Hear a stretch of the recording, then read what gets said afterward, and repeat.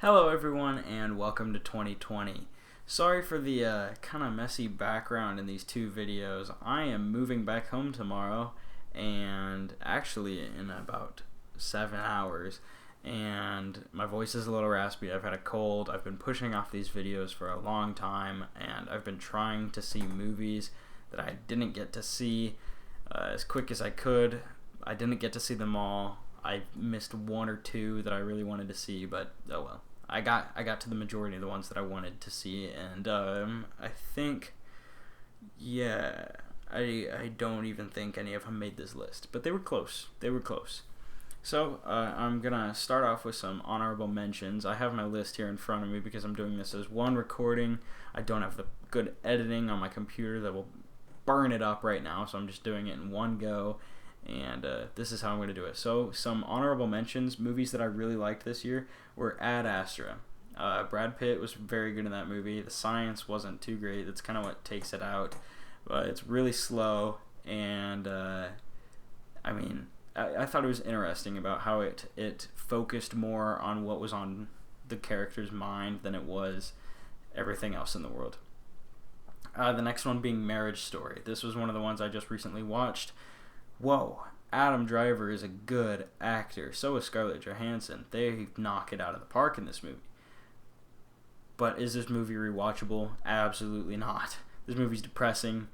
There's really no good that comes out of it other than, oh, these people are getting a divorce. That's the plot of the movie. Like, there's really no plot. It was really good acting. It was really well shot. But otherwise, I didn't think it was too great of a film. Another close one was Ford versus Ferrari. I liked this movie. I mean, it wasn't awful. It still had some parts to it that I thought were slow and dragged out and a little unbelievable. I don't really know if all of that really happened, but yeah, I mean, I'd give it one more watch maybe. Yeah, I mean, it was very good acting. Christian Bale's awesome in every movie that he is in. And Midsummer, that I just saw yesterday. Enjoyed it quite a bit actually. Wasn't nearly as good as Hereditary, the same director, but Midsummer was disturbing, and I love a good scary, disturbing horror film. And then my final honorable mention would actually be, as funny as this sounds, it'd be the Lego Movie Part 2. I mean, this movie's great. I thought it was better than the first one. And I recently rewatched it, and it's super funny. When I saw it in theaters, me and my friend were the only ones in the theater, and we were laughing really hard actually. And it was like opening weekend, and it's a kids movie, but it was pretty funny. Okay, so those are my honorable mentions. They didn't make the list. They were really close. I kind of had to swap a few out when I was going through all the movies that I saw this year. But starting off with number 10, Yesterday. Not a very popular film, but it was a feel good movie. This is a movie about a man who is the only one who remembers who the Beatles are, and luckily he's a guitarist and a singer, so he performs their music, gets really famous, gets the Beatles music out there, and it's just kind of like that's kind of nice movie. Going on to number 9 would be Knives Out. Knives Out was actually really entertaining. The more and more I thought about it, just because it was kind of like it was a different whodunit. It was very original. I mean, you find out who was the killer within like the first 30 minutes of the movie. You think it's going one way, then it changes. It completely pulls the rug out from underneath you, and you're like, oh, that's kind of neat. The only reason it's so low on my list is because, like I said in my review, there's kind of I think I said this in my review, there's kind of a scapegoat where it's like, oh, this person does this when she lies. And it's like, oh, so it's a dead giveaway, just ask her. So I thought about that of Knives Out. Going on to number 8, a Martin Scorsese film, The Irishman. Whoa, at 3 hours and 29 minutes long, I think. This movie's great. It was really good. For that long, I thought I would get really bored. I said I was going to do a review on this, but I never got the time to because I was still watching the movie. So that's really the only downside, is it's really long. But I never got bored watching this movie. I mean, for 3.5 hours, it is gripping throughout the entire time. I don't even like Robert De Niro, but he's a great actor in this movie. He's really good. So is Joe Pesci and Al Pacino. That's who it is. I couldn't think of his name. Yes, they are great in this movie. Martin Scorsese has made another masterpiece of a film, and that one was just awesome.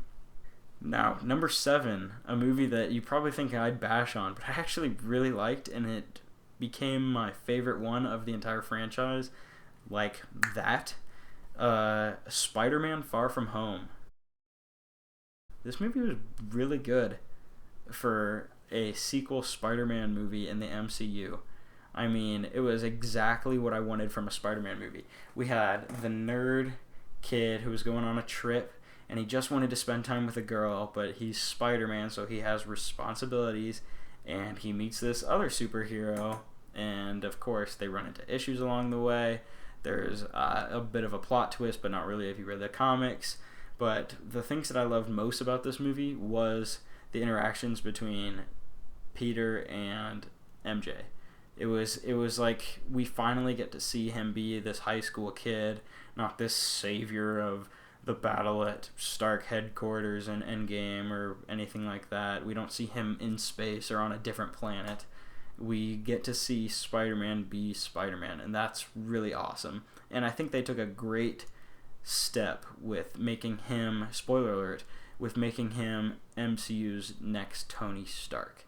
Like, I don't know if that's exactly what they're doing, but they hinted at it very strongly with him in the jet making his new suit. And I liked it. I really enjoyed this movie. Going on to number 6, A Beautiful Day in the Neighborhood. Holy crap, is Tom Hanks good in this movie. I mean, at the end of the movie, I couldn't even remember what Fred Rogers looked like, because Tom Hanks played him so darn well. I mean, his voice, the way he acted, the way he moved, just everything about him. He became Fred Rogers for this role, and it was great. That is the stealing role of this movie. I mean, that's what makes this movie so good. And the story's pretty good too. It's a pretty heartwarming movie. Going on to number 5, a movie that everyone that I just recently watched it with said, "Oh, that was pretty bad." The Lighthouse. I loved this movie. Walking out of the theater thinking, what the hell was that? Just, it struck me as like, oh, I liked that for some reason, and I really don't know why. The first time I watched it, I had no idea what it was about. Not a clue. I mean, left the theater thinking, what? And turns out it was, I mean, after thinking about it a lot, I really enjoyed it. And lots of people say you shouldn't have to think about a movie. I think you should. I think that's what a movie's goal should be, is that you should think about this movie after you watch the movie. Because then that means it was gripping. Like, you can't get your mind off of that story.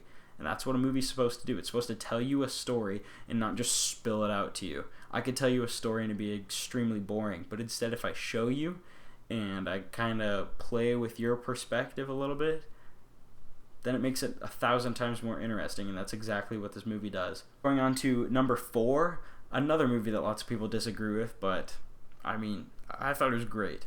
Dr. Sleep is a great sequel to The Shining.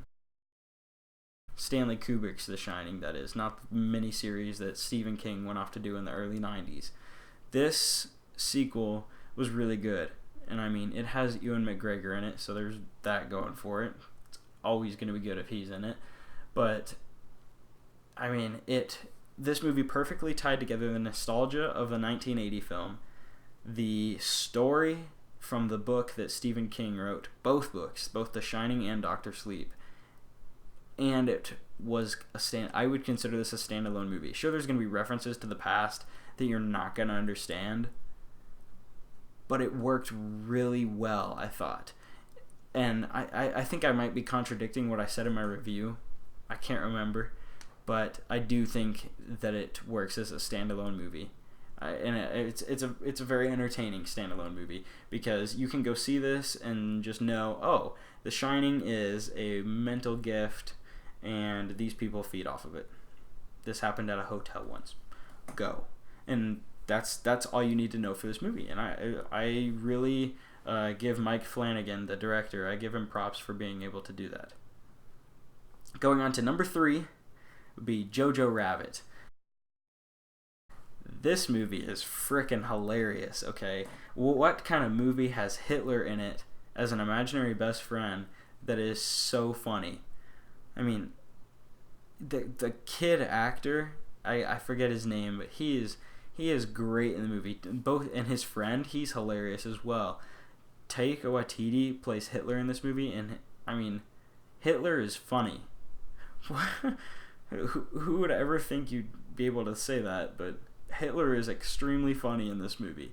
I definitely recommend this one. Now my next 2 movies, whoa, these were hard picks for me because I loved both of them. One of them I've seen 8 times, including one time just this afternoon, and the other one I've seen 4 times, 4th time just being last night. And I love both of them. So starting off with my number 2, I had to choose this one. Quentin Tarantino's Once Upon a Time in Hollywood takes my number 2 spot. But man, is this movie good. Oh my gosh. This movie is just, there's a smile on my face the entire movie. From every scene of Rick Dalton in Bounty Law to Cliff Booth driving the streets of Hollywood. It's so much fun. There's so much 1969 retro kind of just atmosphere to it that they perfectly nailed. And I didn't get to live through that time, but after seeing this movie I wish I did. And it has a loose backstory of the Manson family, and I mean, Tarantino did it again. He rewrote history, made it fantastic. I've seen this movie 8 times now, and every time I see the ending I laugh even harder. So that means my number 1 pick of 2019, the best movie, the one I think deserves best picture, I mean best director, best actor. This movie is awesome. I cannot fathom how, I don't know if that's the right word, fathom. It's 2 a.m. I'm not speaking right. This movie is just great. I have never been so invested in a character. And then watching this movie in theaters, I was like, I didn't want it to end. I wanted it to just keep going. I wanted to see what happened the next day, and then the next day, and then the next day. And the movie I'm talking about is, of course, Todd Phillips' The Joker. Or just Joker. Yeah, it's just Joker. But man, Joaquin Phoenix is phenomenal in this movie. I mean, I went back and watched some of his older movies after seeing this, and he is a great actor. I know I said that. I didn't say that in my review. I said I always thought he was kind of a goofy actor, but I'd really only seen him in Signs and one other movie I can't think of the name of right now, and the interview of him on Letterman. So I thought he was just a goofy guy that took the role as Joker and just blew it out of the park. But no, I mean, I watched The Master, and I feel like that movie really ties in well with the Joker and his acting. But the Joker is phenomenal. I keep saying the Joker. Joker is phenomenal. He is so good in this movie. Robert De Niro is great. Just the story is so gripping and so compelling that like I said, I just wanted more and more of it to keep coming. So that concludes my best movies of 2019 list. I hope you guys saw some of the movies on here. Maybe you agree with me, maybe you disagree with me. Let me know in the comments down below. And while you're searching down there in the comments, why don't you hit that like button and the subscribe button, because you never know what will happen. Subscribe if you do. I don't know, maybe we see what goes from there. But otherwise, I hope you guys have a great day and enjoy the movie.